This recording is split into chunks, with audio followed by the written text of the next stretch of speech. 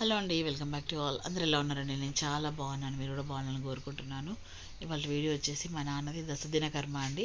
11th day చేయాల్సింది మేము 10th day చేస్తున్నాము. శుక్రవారం అష్టమి వస్తుందన్న ఉద్దేశంతో ఇలా ఇంట్లో తమ్ముడు చిన్న డెకరేషన్ చేయించాడండి. చాలా బాగా వచ్చింది డెకరేషన్. సో మా నాన్నకు కూడా అలంకరణ అంటే చాలా ఇంట్రెస్ట్ అండి. పూలతో కానీ తను అలంకరించుకోవడంలో కానీ, అంటే అలంకరణ అంటే ఏదో ఇట్లా హడావిడిగా ఆర్భటంగా కదండి. మంచిగా నీట్గా డ్రెస్ సెన్స్ నాన్నది. మనకు జేబులో ₹1 లేకపోయినా మనం హుందాగా ఉండాలి అనే బాపతండి మా నాన్న. సో మన యాటిట్యూడ్ అదే చెప్తుంది అని చెప్పేవారు. సో ఇప్పుడు మెల్లిమెల్లిగా నేను కూడా అదే కోవకు వస్తున్నాను అనమాట. So dress sense is the most important అంటాడు నాన్న. జేబులో పెన్ను, పై జేబులో పెన్ను, కింద జేబులో అలా ఖర్చీపు ఇలా ఉండాలి అనే మా నాన్నగారి ఆలోచన అండి. చూడండి కంటిన్యూ వీడియో.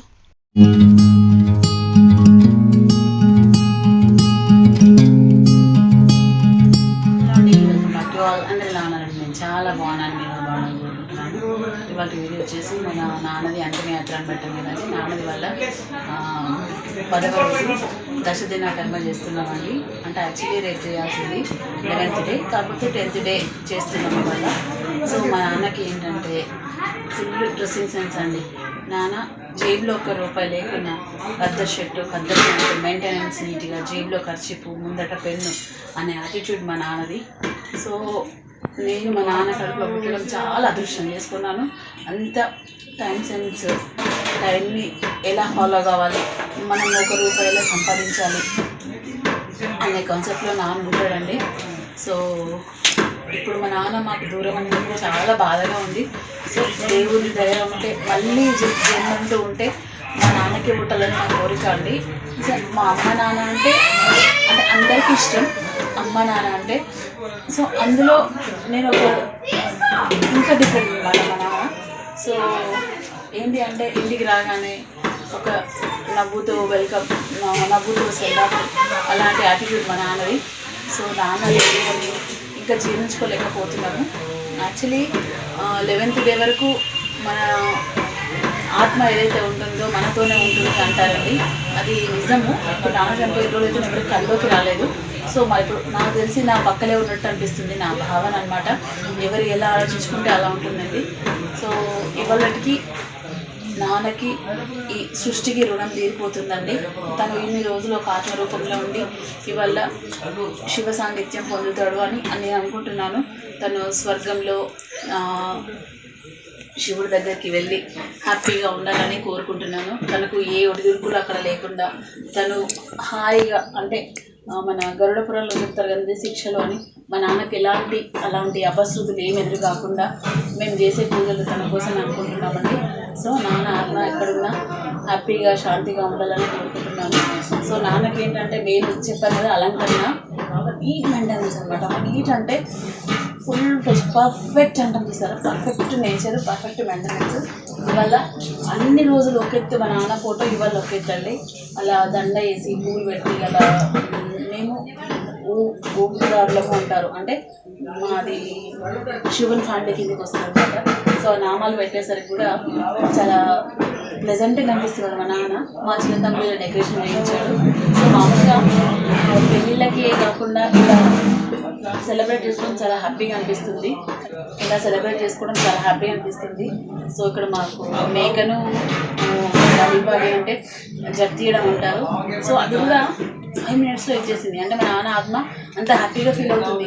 మా నాన్నకి 5 సంతానము. సో నేను పెద్ద బిడ్డను కాబట్టి సో కొంచెం ఆలోచనలు ఎక్కువనే ఉన్నాయి. సో ఇన్ ఫ్యూచర్ ఏంటి అంటే అమ్మ చనిపోయింది, నాన్న పోయారు, నాన్నమ్మ తాత అంటూ ఎవరు లేరు. మేము 5 ఉన్నామన్నమాట.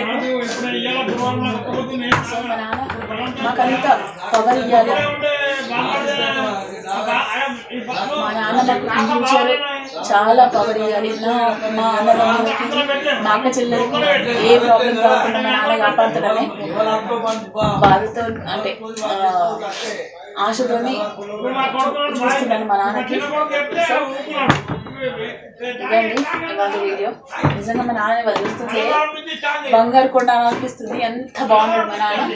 సో 11 days నాతో ఉన్నప్పుడు కూడా నాకు అదే ఫీలింగ్ అనిపించింది. మా నాన్నను అంత చంటి పిల్లల్లా చూసుకున్న ఫీలింగ్.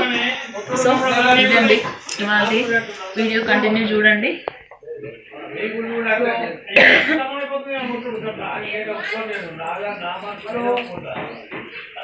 ఇట్రా ఇట్రా తొందర పొడి తీద్దాం.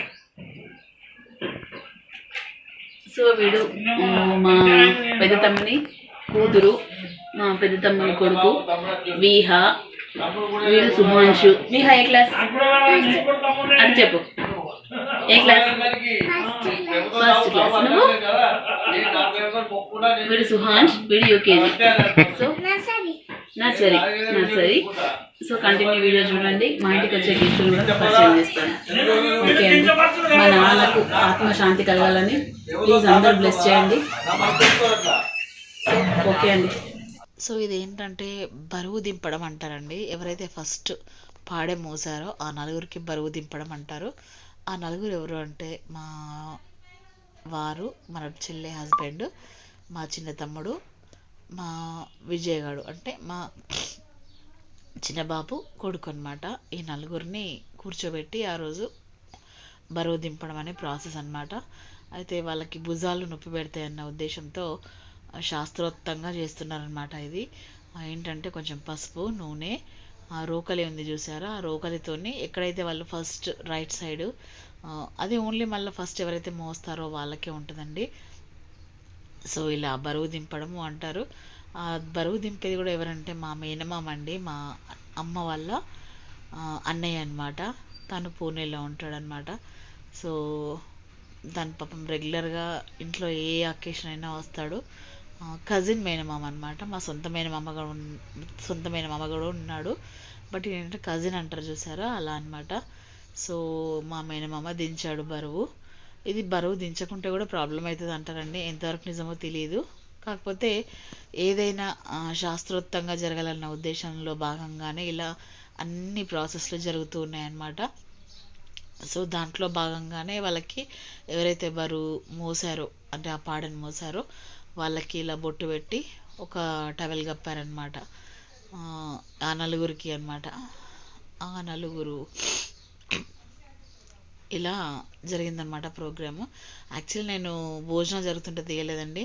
సో మేము ఎంతమంది అయితే అనుకున్నామో అంతమంది వచ్చారు. మా శేఖర్ బాబాయ్ పక్కన నిల్చున్నాడు చూడండి, వాళ్ళ బాబు అనమాట విజయ్ అని. సో మేము ఎంతమంది అయితే అనుకున్నామో అంతమంది వచ్చారండి. చాలా హ్యాపీగా అనిపించింది. వంట కూడా మంచిగా జరిగింది. తిన్న వాళ్ళు హ్యాపీగా ఉంటే మనం ఏది చేసినా హ్యాపీగా అనిపిస్తుందండి. మనం ఒక అకేషన్ సెలబ్రేట్ చేస్తున్నాము అంటే సక్సెస్ అయ్యేది ఫుడ్ దగ్గర, వచ్చిన జనాల దగ్గర. సో ఇది మాత్రం చాలా హ్యాపీగా అనిపించింది.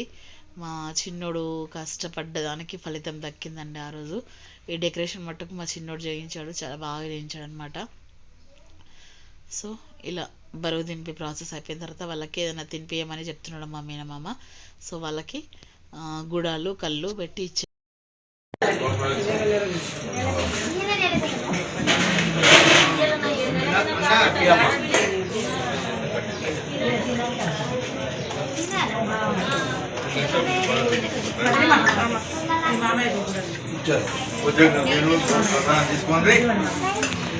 ఇంకా బాపు తమ్ముడు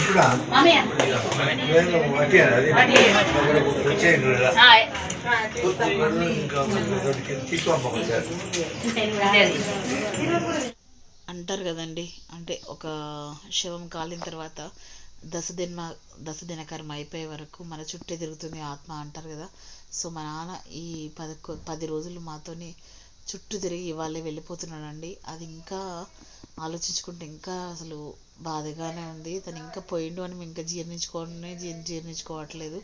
సో తన ఆత్మ శాంతి కలగాలని కోరుకుంటున్నానండి. సో ఇదండి ఇవాళ వీడియో.